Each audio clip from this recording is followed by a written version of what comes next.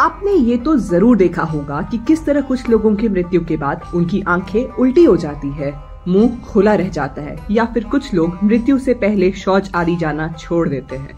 पर क्या आप जानते हैं कि ऐसा क्यों होता है? इस रहस्यमयी सवाल का जवाब छुपा है आपकी आत्मा और आपके कर्मों में। जिसका जन्म हुआ है उसकी मृत्यु तो होगी ही, ये अटल सत्य है। मृत्यु के तरीके अलग अलग हो सकते हैं, जैसे किसी की मृत्यु किसी बीमारी की वजह से हो या कोई सड़क हादसे में अपने प्राणों को त्याग दे। मगर आप बहुत हैरान हो जाएंगे ये बात जानकर कि गरुड़ पुराण के अनुसार चाहे मृत्यु का तरीका कैसा भी क्यों ना हो, आत्मा केवल शरीर के 9 द्वारों के द्वारा ही इस शरीर को त्यागती है। और ये 9 द्वार हैं दोनों आंखें, दोनों कान, दोनों नासिका, मुंह, जनानंग और उत्सर्गन अंग। अब हम आपको ये बताएंगे कि आत्मा इनमें से किस द्वार से शरीर का त्याग करना है, ये कैसे तय करती है, और इनमें से निकलने के बाद क्या होता है, आत्मा कहाँ जाती है। शास्त्रों के अनुसार जिस व्यक्ति ने अपने जीवन में बहुत पाप आचरण किए होते हैं, हत्या, चोरी, हिंसा जैसे कार्यों से दूसरे को कष्ट पहुंचाया होता है, अपनी जिम्मेदारियों को जरा भी ढंग से नहीं निभाया होता है, समाज में सिर्फ गलत चीजें की होती है, कभी समाज के लिए कुछ अच्छा योगदान नहीं दिया होता है और वह सिर्फ और सिर्फ दूसरों के कष्ट का कारण ही बनता है, ऐसे व्यक्ति की आत्मा शरीर के निचले द्वार यानी कि जनानंग और उत्सर्जन अंग से अपने शरीर को त्यागती है। आपने देखा होगा कि कुछ लोग किस तरह मृत्यु के पूर्व शौच आदि त्याग देते हैं। यह दर्शाता है उनकी आत्मा उन्हीं द्वारों से शरीर त्यागने वाली है।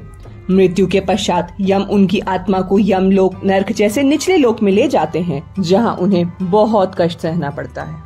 इससे पहले कि हम इस वीडियो में आगे बढ़े, अगर आपको ऐसी ही रहस्यमयी चीजों के बारे में जानना पसंद है तो इस वीडियो को लाइक करें, शेयर करें एंड चैनल को सब्सक्राइब करें। तो चलिए वीडियो में आगे बढ़ते हैं। जिन लोगों ने कर्म तो ठीक किए होते हैं मगर वो मोह माया से ग्रसित होते हैं, उनकी आत्मा आंखों से देह त्याग करती है। ऐसे लोगों को मरते वक्त भी सांसारिक लोगों और चीजों से मोह रह जाता है, क्योंकि उनकी आत्मा बलपूर्वक उनकी आंखों के द्वार से देह त्यागती है। इसी वजह से आपने देखा होगा कि कैसे कुछ लोगों की आंखें मृत्यु के बाद पश्चात टेढ़ी रह जाती है। ऐसे लोग मृत्यु के वक्त कुछ सुन नहीं पाते और चाहकर भी कुछ बोल नहीं पाते।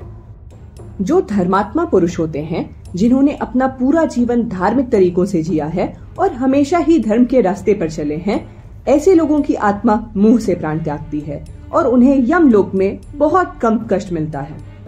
और आपने देखा भी होगा कि मृत्यु के बाद कुछ लोगों का मुंह खुला रह जाता है या फिर मुंह टेढ़ा हो जाता है।